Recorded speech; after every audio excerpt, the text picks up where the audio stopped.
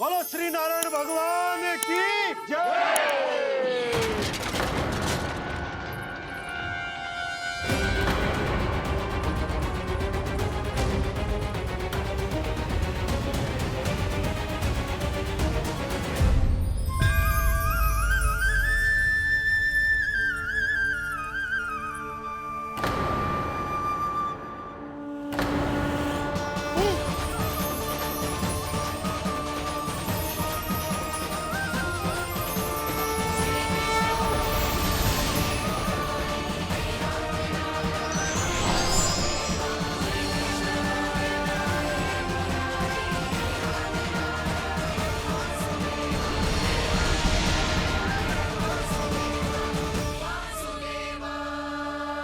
प्रभु,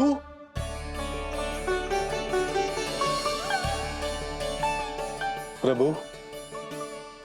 मैंने आपके अवतार को हानि पहुंचाने का प्रयास किया, फिर भी आपने मुझे दर्शन दिया।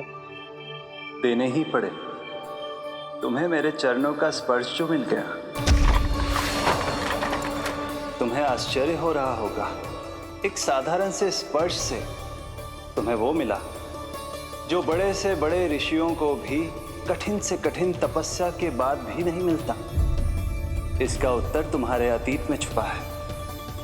दैत्य हिरण्याक्ष के पुत्र के रूप में तुम्हारा जन्म हुआ था। शीघ्र ही तुम बहुत अधिक विशाल और असीम बलशाली हो गए थे, पर तुम अपनी शक्ति का प्रयोग अनुचित ढंग से करते थे। एक दिन तुमने महर्षि लोमस के आश्रम में बहुत ही उत्पात मचाया, हरे भरे वृक्षों को नष्ट कर दिया।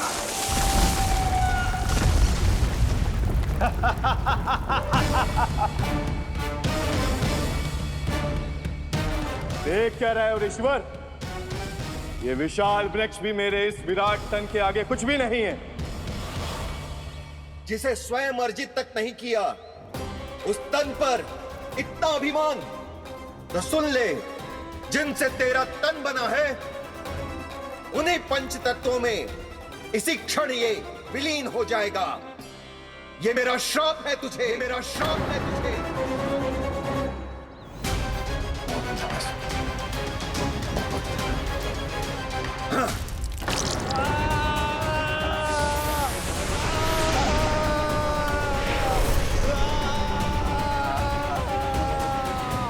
पर तभी तुम्हें अपनी भूल का आभास हुआ और ऋषि लोमस से तुमने क्षमा याचना की।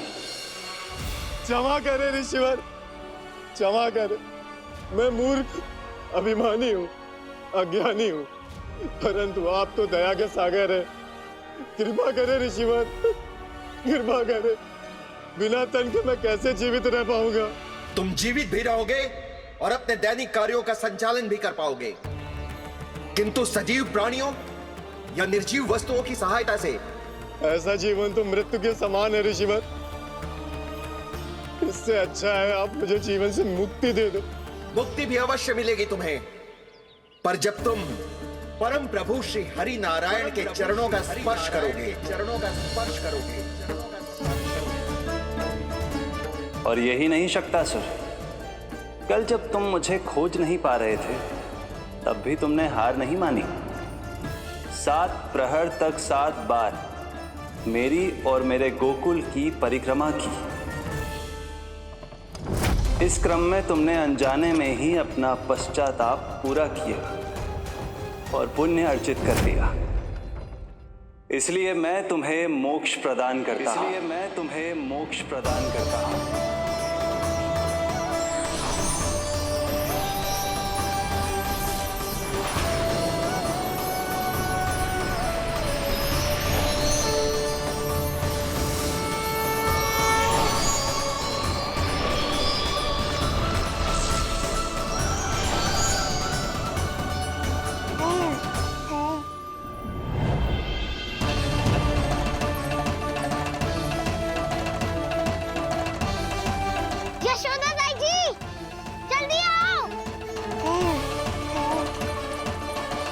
नीलमणि, मेरा लल्ला। लल्ला, तुझे कुछ हुआ तो ना है ना? तुम ठीक तो है ना?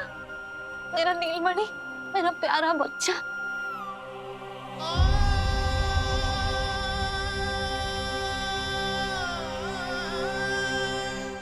भोला, बंसी, ये सब क्या है?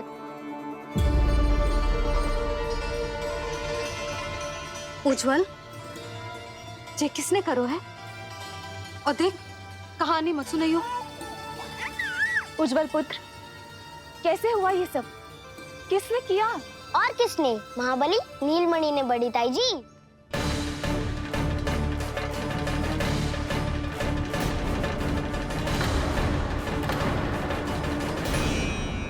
जी क्या बोल रहे हो? सच्ची सच्ची बता। लो, फिर फंस गया उज्जवल। मैं सच्ची कह रहा हूँ। अचानक तीव्र वेग से वायु चली। फिर ऐसे लगो जैसे कोई भूकंप आ रहा है। और फिर जब मैंने देखा तो ये सकट अपने आप हिल रही थी, खड़खड़ खड़खड़ खड़खड़ खड़खड़। फिर मैंने साहस दिखाया और उस सकट को रोकने का प्रयास करो। पर सकट ना रुको, जे हिले ही जा रहा था, खड़खड़ खड़खड़ खड़खड़ खड़खड़ खड़खड़ खड़खड़। और फिर ऐसे ही हिलते हुए अचानक से आगे बढ़कर सीधा नीलमणि के ऊपर चला आए हो।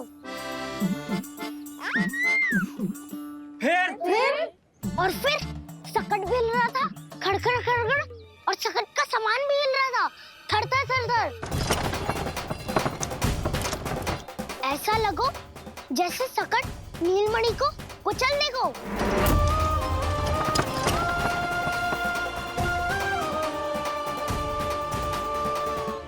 पर तभी जे जाग गए हो। इसने खींचकर अपने पांव का प्रहार करो और चीख गया सकट आकाश पे।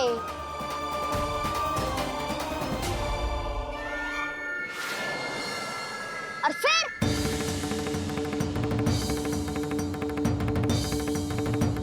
धड़ाम, सब भूमि पे गिरकर चकनाचूर।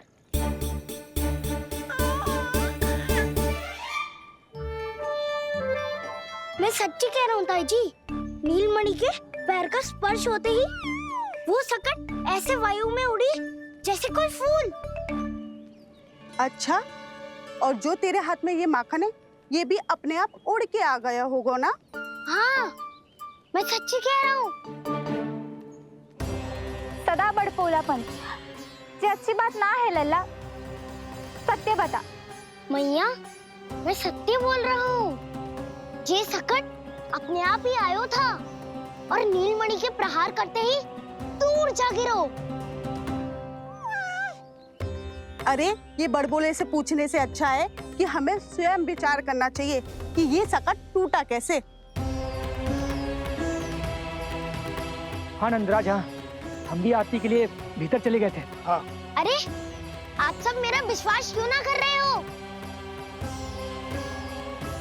नीलमणि के प्रहार से ही उज्जवल, सकट बहुत पुराना था, पहिया ढीला होकर खुल गया होगा। यशोदा, अनेक कारण हो सकते हैं, चिंता करने की कोई आवश्यकता ना है। मैं चिंता क्यों करने लगी भला? मेरे नीलमणि के गले में रक्षा वाला कंठक पहले से ही है। और हम ये सब पूजा पाठ इतने विधि विधान से इसी के लिए तो कर रहे हैं, है ना पंडित जी? हाँ रानी जी। तो बस फिर मेरे लल्ला को कछु क्यों होने लगो? और आप सब स्वयं ही देख लो ना, जे इतना बड़ा सकट टूट के बिखर गया है, किंतु मेरे लल्ला को एक खरोच भी ना आई। इसका अर्थ तो यही है ना कि हम जो भी कर रहे हैं सही कर रहे हैं। मुझे चिंता करने की कछु आवश्यकता ही ना है। चलो सब भीतर चलते हैं। हाँ हाँ, लल्ला को भूख भी लगी आई होगी। चल।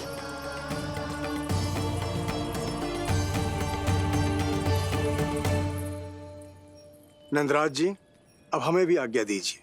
प्रणाम पंडित जी। ध्यान कहाँ था तुम दोनों का? और अधिक सावधान रहने की आवश्यकता थी ना? क्षमा कीजिए नंदराज।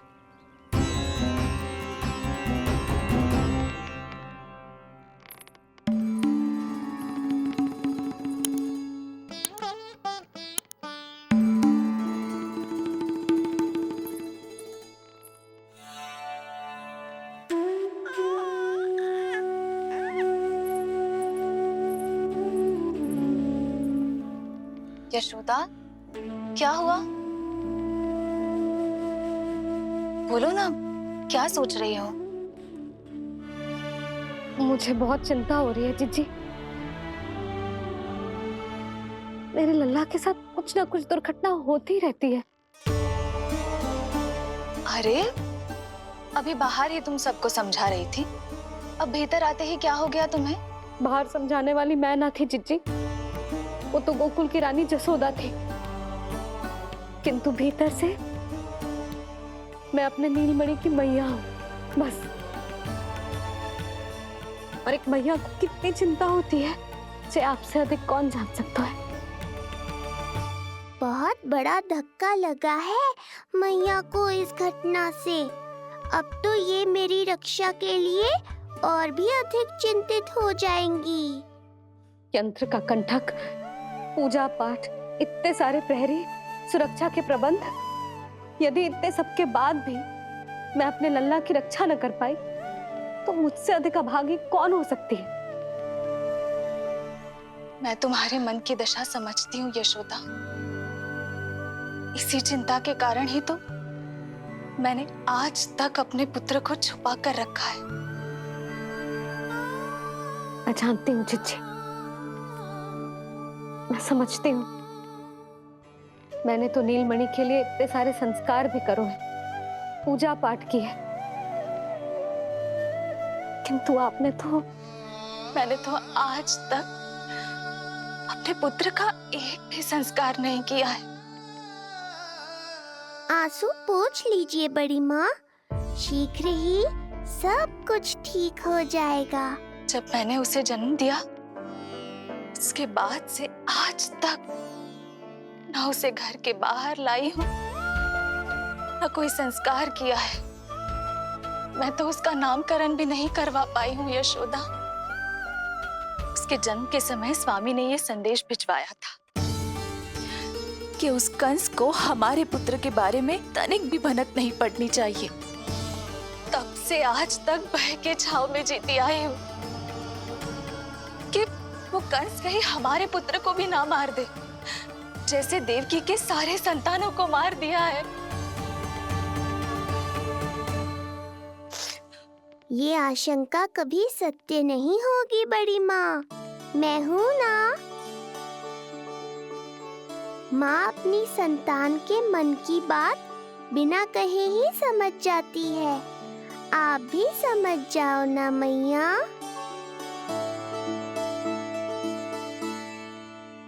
जीजी, हमें रोना ना चाहिए। हमें देख के लल्ला भी रो रहा है। मैया, आपकी सहायता की आवश्यकता है मुझे। मुझे ऐसे क्यों लग रहा है जैसे लल्ला मुझसे कुछ कहना चाह रहा है। दाऊ को हम सबसे दूर कब तक रखेंगे बड़ी माँ? ये सोच रहा होगा कि अब तक आपने इसके दाऊ को छुपा के क्यों रखो है। मैं उनसे मिलना चाहता हूँ मैया। चिच्ची, कितना मन करता होगा ना इसका अपने दाऊ से मिलने का। और आपके लल्ला का भी तो मन करता होगा ना कि अपने छोटे भाई को मिले। कितनी बातें करते हैं हम दोनों की इनके सामने। हाँ यशोदा, मैं भी अपने पुत्र को नीलमणि के बारे में सब कुछ बताती हूँ। तो बस फिर हमें साथ साथ रखिए ना। मेरा आधा हिस्सा है वो, उनके बिना मैं अधूरा हूँ मैया। ये दोनों भाई एक दूसरे के बिना अधूरे हैं जीजी। हमें इन दोनों को साथ ही रखना चाहिए। आप ही सोचो, यदि नीलमणि की रक्षा होगी तो आपका लल्ला भी तो सुरक्षित रहेगा। तुम सच कह रही हो यशोदा। हमें इन दोनों को मिलाना चाहिए और साथ में ही रखना चाहिए, सुरक्षित। तब तो शीघ्र ही पंडित जी को बुलाकर हमें शुभ मुहूर्त निकलवाना चाहिए। शुभ मुहूर्त? हाँ, शुभ मुहूर्त। दोनों भाइयों के मिलन के साथ साथ उनका नामकरण संस्कार भी करवा देते। अब अपने दाऊ से मिलूंगा मैं।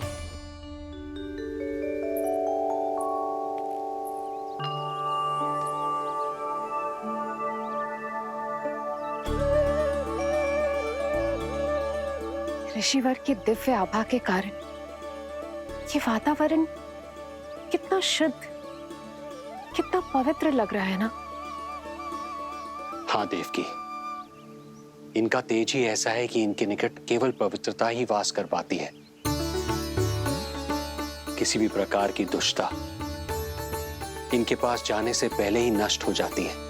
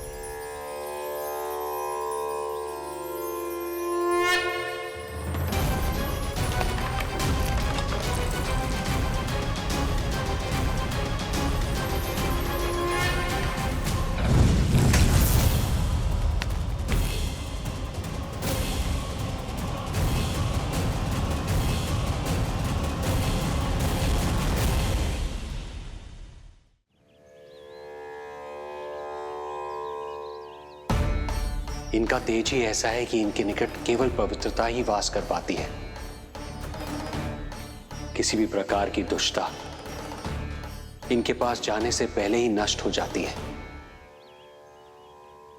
यदि महर्षि की इच्छा के बिना मैंने भीतर प्रवेश किया तो कहीं ये मुझे श्राप ना दे दे। नहीं, इससे तो अच्छा है कि मैं यहीं आश्रम के बाहर रुकूं और यहीं से इन दोनों पर दृष्टि रखूं।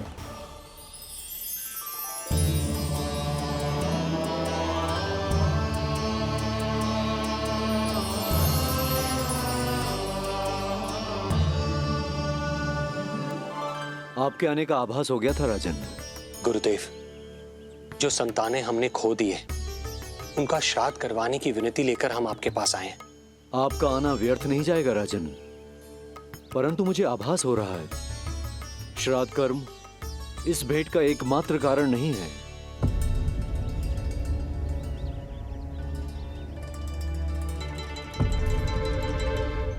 आपको उसकी या कंस की चिंता करने की कोई आवश्यकता नहीं है। निश्चिंत होकर बताइए कि आपकी इच्छा क्या है। गुरुदेव, वर्तमान में मेरी प्रथम पत्नी रोहिणी पुत्र सहित गोकुल में निवास कर रही है। हमारे उस पुत्र का और भाभी यशोदा के पुत्र का नामकरण संस्कार करवा दीजिए। बस यही हमारा सौभाग्य होगा। मुझे कुछ सुनाई क्यों नहीं दे रहा है? देवी रोहिणी से उत्पन्न आपका पुत्र यादव कुल का राजकुमार है और यादवों का गुरु होने के नाते उसका संस्कार कराना हमारा कर्तव्य है। परंतु यशोदा पुत्र का नामकरण वो आप मुझसे क्यों करवाना चाहते हैं?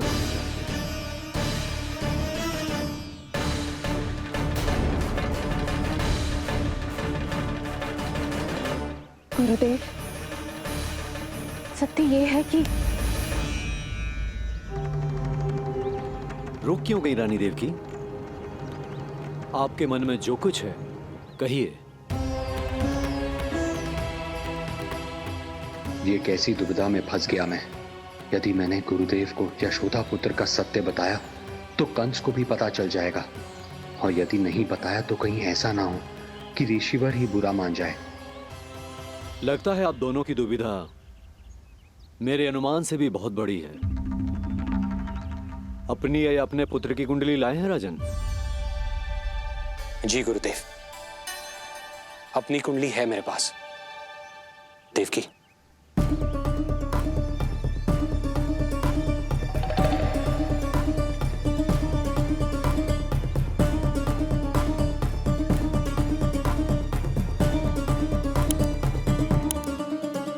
जो रहस्य आप नहीं बता पा रहे हैं राजन, वो ये कुंडली बताएगी।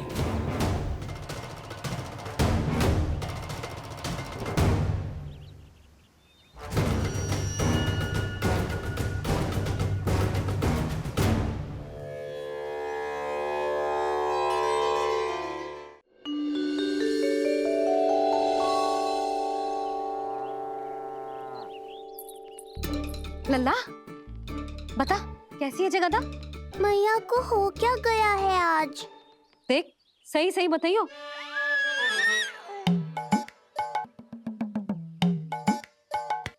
अच्छी है ना? पसंद आएगी ना उसे? हाँ? या फिर जे मोर पंख वाला मुकुट दे दूं? पहली बार मिल रहा है तू, उपहार तो देना चाहिए ना? पर बड़े तो वो है ना मैया, उपहार तो वो देंगे मुझे।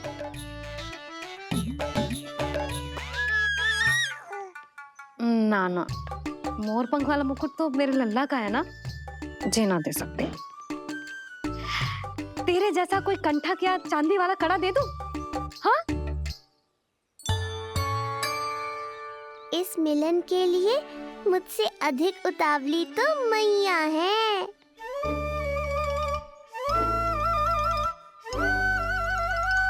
अच्छा जे उपहार छोड़, तू तो जे बता कि तू उसे बुलाएगा क्या कह के?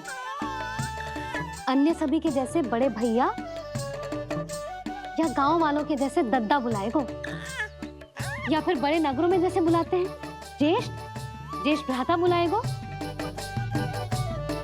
या फिर प्रेम से बुलाएगो दाऊ दाऊ बुलाएगो ना?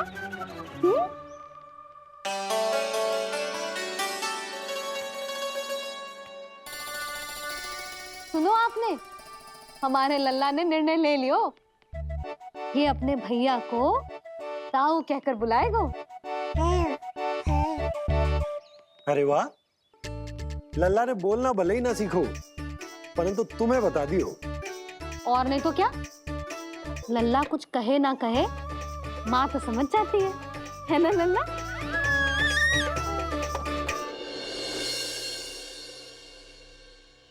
और इसने दाऊ वाली बात पे हाँ भी की है। हाँ हाँ हाँ तो सदानंद जी ने भी कर दी है।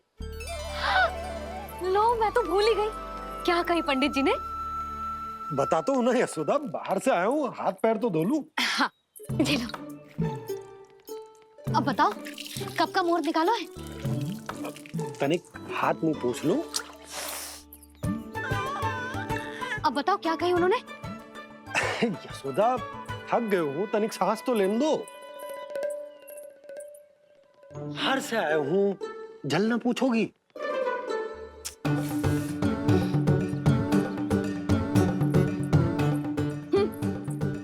अब बता दो जी।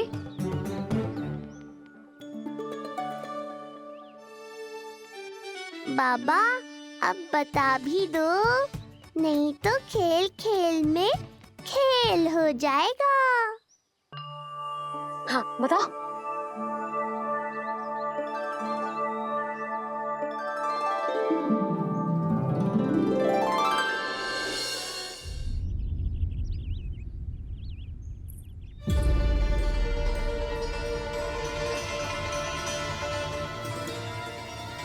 हो क्या रहा है वहां? ये क्या दिया है राजकुमारी ने?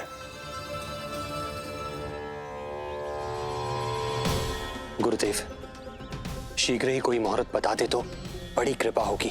नंद महाराज, अब क्या नामकरण का मुहूर्त भी मुहूर्त निकाल के बताओगे आप? हैं? क्रोधित क्यों हो रही हो यशोदा? बताता हूँ, धैर्य धरो। हाथ मुंह धो लिया, जल पी लिया, विश्राम कर लिया, अब कितनी प्रतीक्षा करवाओगे? हैं? मैं सब समझ रही हूँ, आप जानबूझ के मुझे सताने के लिए ना बता रहे। मैया कितनी भोली है बाबा, आप क्यों सता रहे हो उन्हें? बस बस बस, इतना भावुक होने की आवश्यकता ना है। बता तो, पंडित जी ने बताया है एक बहुत ही शुभ मुहूर्त आने वाले सप्ताह में ये है। और जानती हो जिस शुभ मुहूर्त किस दिन पड़ेगा? जिस दिन हमारा लल्ला पूरे 100 दिन का हो जाएगा। इससे अच्छा मुहूर्त तो हो ही नहीं सकता। धन्यवाद गुरुदेव।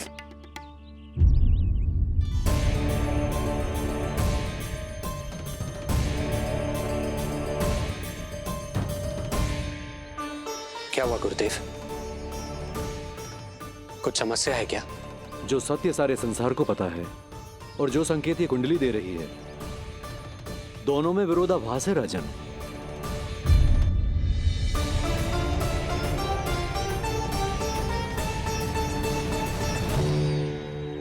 मैंने कहा ना राजन, उसकी चिंता करने की आवश्यकता नहीं है।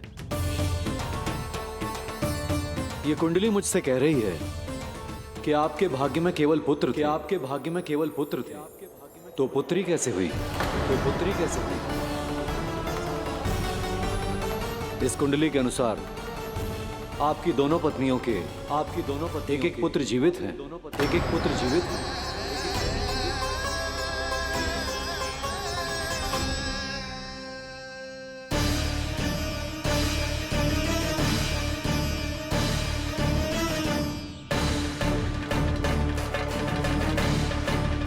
देव की गुरुदेव मैं कुछ कैसे? कहने की आवश्यकता नहीं है राजन, मैं जानता हूं मेरे प्रश्नों के उत्तर कहां मिलेंगे। अरे कौन से प्रश्न और कैसे उत्तर? किस बारे में बात कर रहे हैं?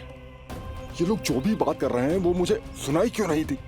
सही समय की प्रतीक्षा कीजिए राजन, आपके दोनों कार्य पूर्ण होंगे।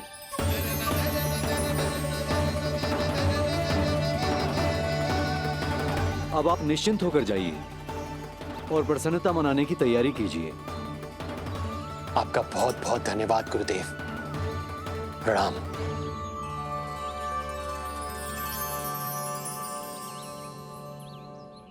सच्ची?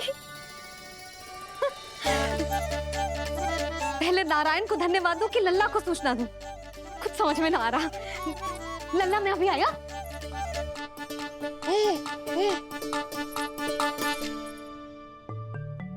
आपका बहुत बहुत धन्यवाद नारायण। अब शीघ्र ही मेरे लल्ला और उसके दाऊ को उनके नाम मिल जाएंगे, वो नाम जिससे वे पूरे संसार में पहचाने जाएंगे। अब लल्ला को बताती हूँ। लल्ला, तू जैसे ही 100 दिवस का हो जाएगा, तेरा और तेरे दाऊ का नामकरण हो जाएगा। हाँ हाँ, किंतु आपने तो बताओ ही ना, हम इन दोनों को मिलवा कब सकते हैं? क्या देख रहे हो, बताओ तो। यशोदा, पंडित जी ने कही कि दोनों भाइयों को मिलवाने के लिए कोई मुहूर्त की आवश्यकता ना है, तो हम चाहें तो इन्हें आज भी मिलवा सकते हैं। लल्ला सुनो तूने, तू आज ही अपने दाऊ से मिल सकते है। मैं अभी सारी तैयारियां करती हूँ। भव्य मिलन होगा गोकुल में, भव्य मिलन। कुंडली के अनुसार इन दोनों के 8 पुत्रों में से 2 जीवित बचे हैं। पहला तो रोहिणी पुत्र है, पर दूसरा कौन है? और वो कन्या कौन थी जिसे कंस ने मारा था? वासुदेव की कुंडली में अभी तक पुत्री योग बना ही नहीं है।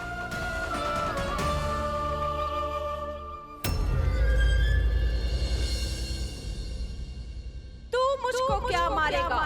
अपनी आयु संभाल, काल तेरा अवतरित करे, रूप है उसका बाल।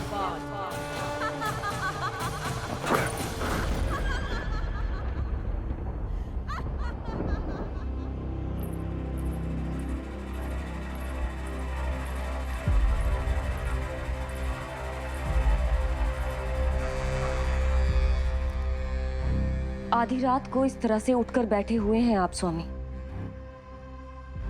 मैं ये तो नहीं जानती कि किस बुरे स्वप्न ने आपकी नींद छीन ली है, परंतु इतना अवश्य जानती हूँ कि जो सूचना ये गुप्तचर लेकर आया है, इसे सुनकर आप रात भर सो नहीं पाएंगे।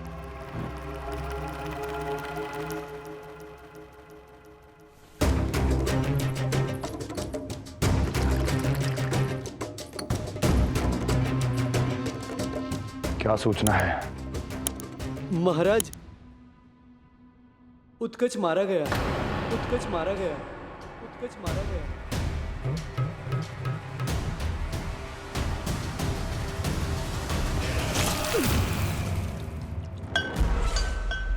सूद वूद खो गए हो क्या अपनी? जो दिखता ही नहीं उसे मारा कैसे जा सकता है? इसने स्वयं देखा था महाराज। जिस शकट में समाकर शक्तासुर उस बालक को कुचलने वाला था, आपके शत्रु ने उसी शकट को चकनाचूर कर दिया।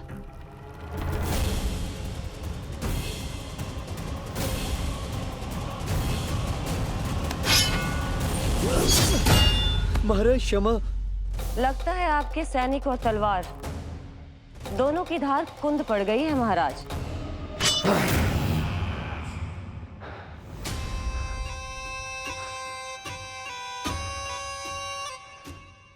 इस तलवार की धार पर अब तभी विश्वास दृढ़ होगा जब ये उस बालक के रक्त से स्नान कर लेगी।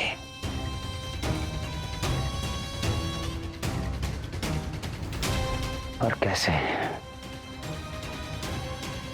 कैसे?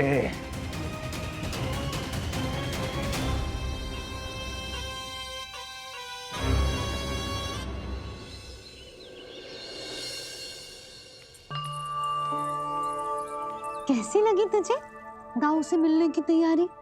बहुत अच्छी है मैया, पर उससे भी अच्छी है वो प्रसन्नता जो इस मिलन के उत्साह में मुझे आपकी आंखों में दिख रही है।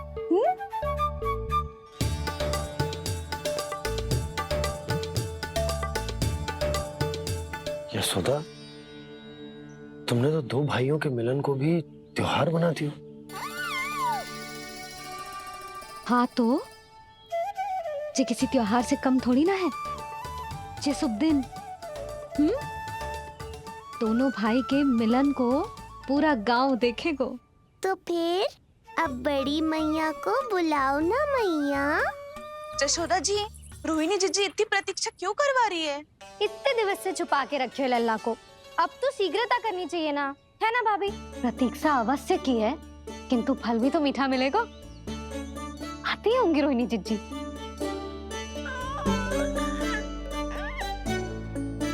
जीजी, कहीं उन्होंने अपना विचार तो ना बदल दियो?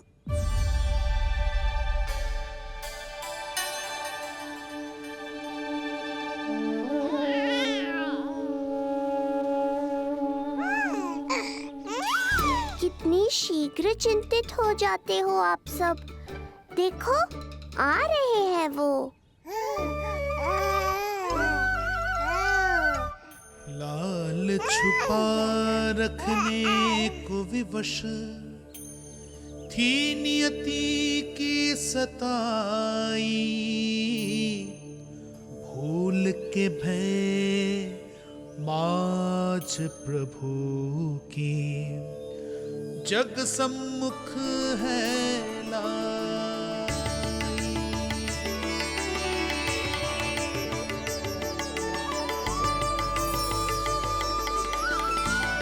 देखो तो कितनी मधुर मुस्कान है। और आंखें कैसी गंभीर और गहरी है। अरे अरे, ये तो हमारी नीलमणि की तरह सुंदर भी है। सही कह रही है तू, और कितना प्यारा भी है। और कितना पलसानी भी लग रहा है ये, है ना? तो देखो इसके। हाँ बिल्कुल लाल लाल टमाटर की तरह। देखो तो दाऊ आए नहीं कि ये सब की सब मुझे भूल ही गई। अरे हटो सामने से, मुझे भी तो देखने दो।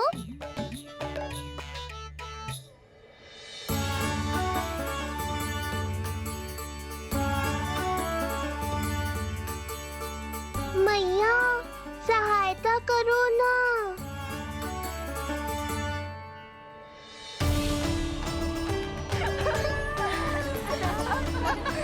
चलो हटो सब, हटो हटो हटो हटो सामने से। चलो दोनों भाइयों को एक दूसरे से मिलने तो दो।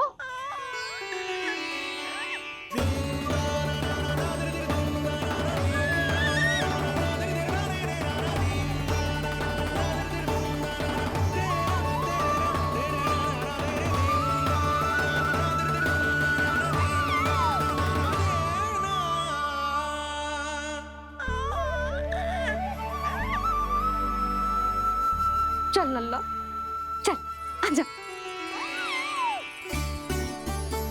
देख लल्ला आ गए जे तेरे भैया, तेरा दाऊ। जी भर के बातें करो, और निहारो एक दूसरे को। लाओ जिज्जी, आजा। ये रहे तेरे दाऊ। आओ जिज्जी।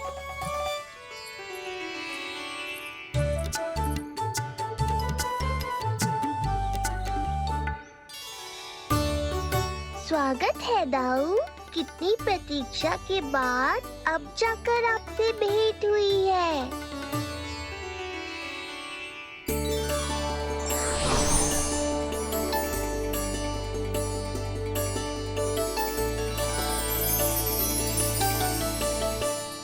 क्या हुआ दाऊ? मुझे पहचान नहीं पा रहे? कितनी देर लगाओगे दाऊ? अब तो पहचान लो, छोटा भाई हूँ आपका।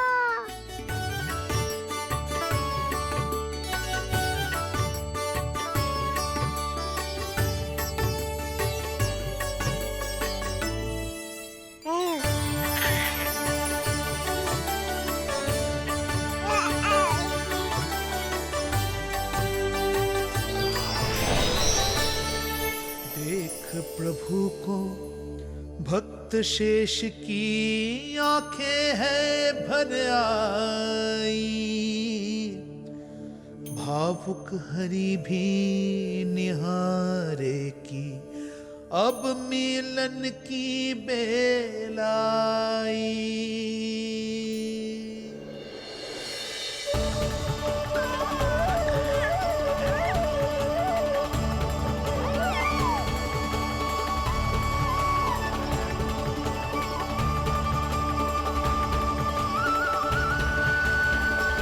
प्रभु, आपके दर्शन पाकर मैं धन्य हो गया।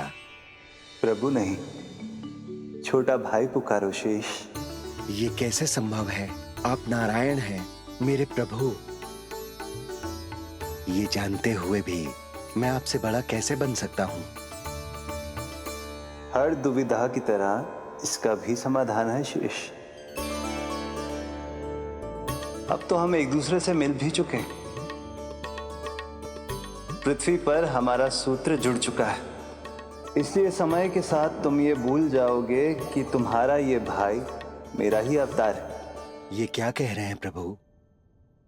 वही जो आवश्यक है, नहीं तो तुम नीलमणि के बड़े भाई होने का कर्तव्य कैसे निभाओगे?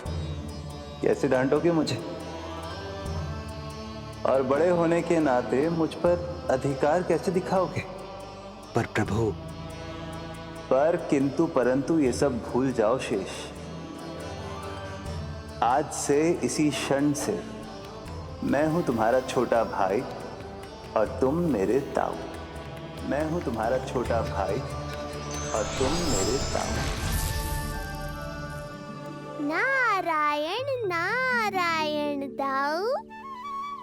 दोनों इतने सुंदर लग रहे हैं, मेरी तो दृष्टि भी ना हट रही इससे। कहीं मेरी ही दृष्टि ना लग जाएगी। ये तो प्रतिदिन की कथा है दाऊ। हे नारायण, मेरे कानों से तो अभी से रक्त निकलने लगा। आदत डाल लो दाऊ, अब तो सहना ही पड़ेगा। वो देख रहे हो, सुलक्षणा चाची सबसे अधिक चतुर यही है। केवल अधिक चतुर ही नहीं नीलमणि, बहुत अधिक सयानी भी है ये। बिल्कुल सही पहचाना दाऊ, पर आप चिंता मत करो, मैं हूँ ना, मैं संभाल लूंगा इन सबको।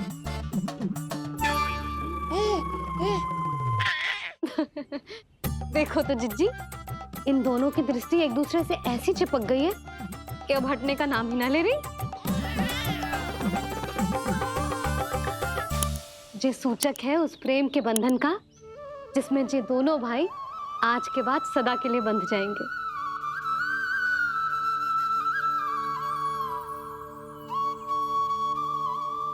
मुझसे भूल हो गई यशोदा, मैंने इन दोनों को पहले ही मिलवा देना चाहिए था।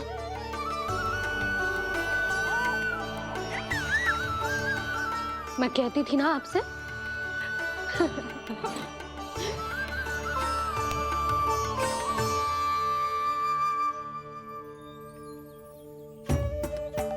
मैं।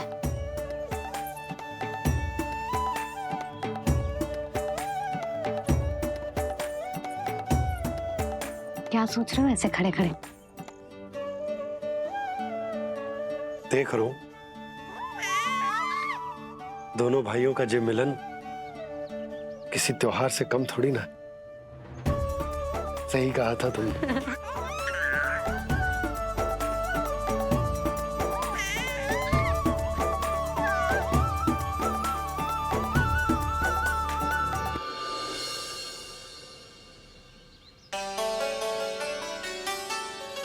सुना ना तूने जो गोपिया क्या कह रही थी कि नीलमणि का दाऊ कितना बलशाली है। इसका तो यही अर्थ हुआ ना कि नीलमणि अपने दाऊ जितना बलशाली ना है। अब समझा मैया कि आज मुझसे इतना व्यायाम क्यों करवाया जा रहा है। पर मुझे पता है मेरा नीलमणि सबसे अधिक बलशाली है। हाँ। उज्जवल ने कही थी ना, नीलमणि ने यूं उड़ा दिया था काले कौवे को मथुरा की ओर।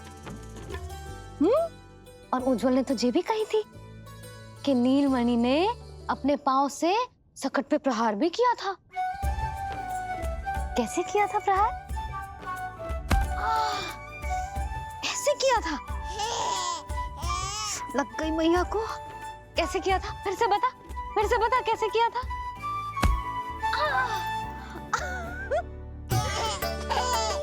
मेरे लल्ला में कितना बल है। मैया को ही धकेल दियो पीछे। अच्छा ही है कि आप उज्जवल के कहे को गंभीरता से नहीं ले रही, नहीं तो आपका ये रूप मैं कैसे देख पाता मैया। फिर से बता कैसे मारा था? कैसे मारा था?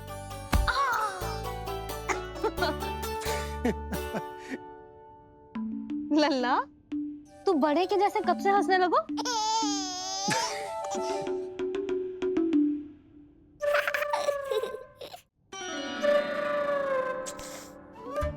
आप यहाँ क्या कर रहे हो? छुप छुप के मैया और लल्ला को खेलते हुए देखने के अतिरिक्त और कोई कार्य ना है आपके पास? कार्य तो है, पर यह अधिकार भी है कि मैं अपनी बड़ी सी पत्नी को अपने छोटे से लल्ला के साथ छोटे बालकों की तरह व्यवहार करते हुए देखूं। अब देख लियो ना, अब जाओ अपना कार्य करो। कार्य तो कर लूंगा, परंतु मेरा पेट मुझसे कह रहा है कि इसे भूख लगी। भूख लग गई? भोजन का समय होगा। अभी लगाती हूँ भोजन।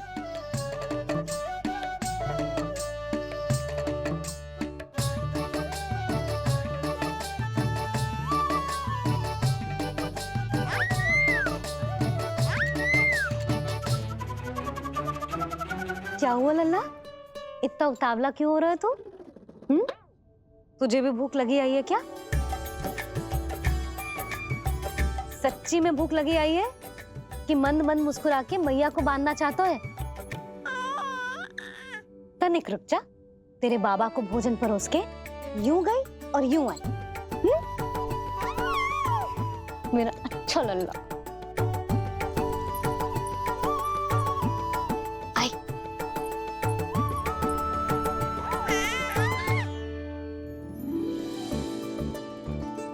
आज केवल रोटी है खाने में? ना, दाल है ना, तरकारी भी है, दही है, लड्डू भी है। तो दाल ले आओ। अभी लाई है।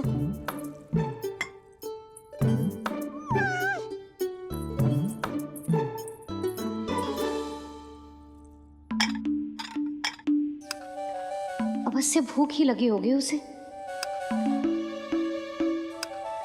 यशोदा, दही नहीं दाल। क्षमा करना, भूल हो गई।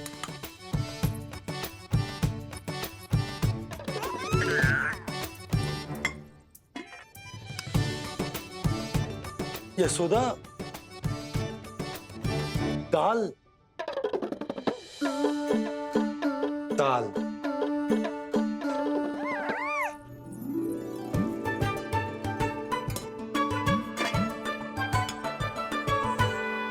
अब ऐसे क्या देख रहे हो? बोला ना भूल हो गई। सब मिला के खा लो, पेट में तो मिलना ही है। थोड़े चावल मिलेंगे? हाँ मिलेंगे, अवश्य मिलेंगे।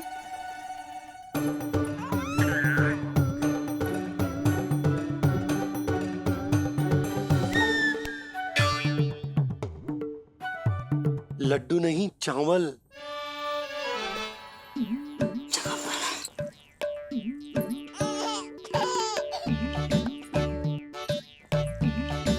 हंस क्या रहे हो जी?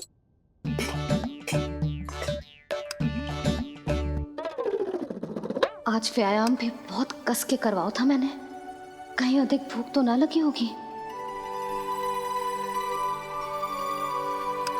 सच्ची है सुधा, बिल्कुल ना बदली तू।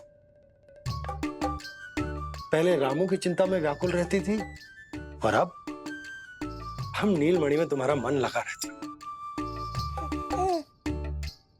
हाँ तो लल्ला भूखा हो और मैया का मन व्याकुल भी ना हो, ऐसा हो सकता है भला?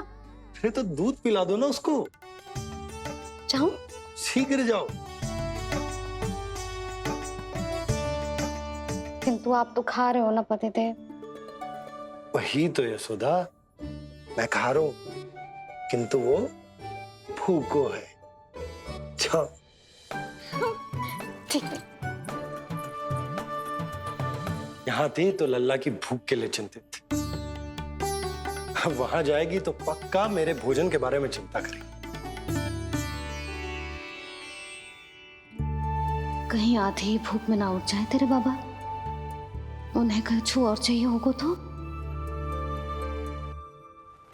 सही कहा था बाबा ने, वहाँ मेरी चिंता थी, यहाँ बाबा की चिंता है। सच्ची मैया, अनोखी हो आप। अरे इतने से पेट भर गया तेरा? ना, ये वाली मुस्कुराहट तो मत ही दिखा मुझे। इतनी शीघ्र तेरा पेट भर ही ना सकता। मैया जानती है अपने लल्ला की भूख।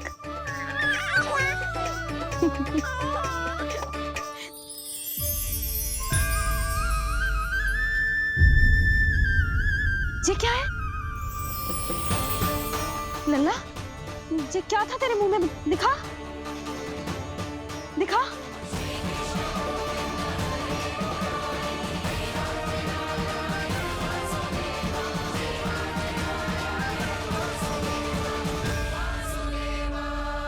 कान्हा के नटखट लीला और मजेदार कारनामे देखने के लिए चैनल को सब्सक्राइब करें और बेल आइकॉन दबाना ना भूलें।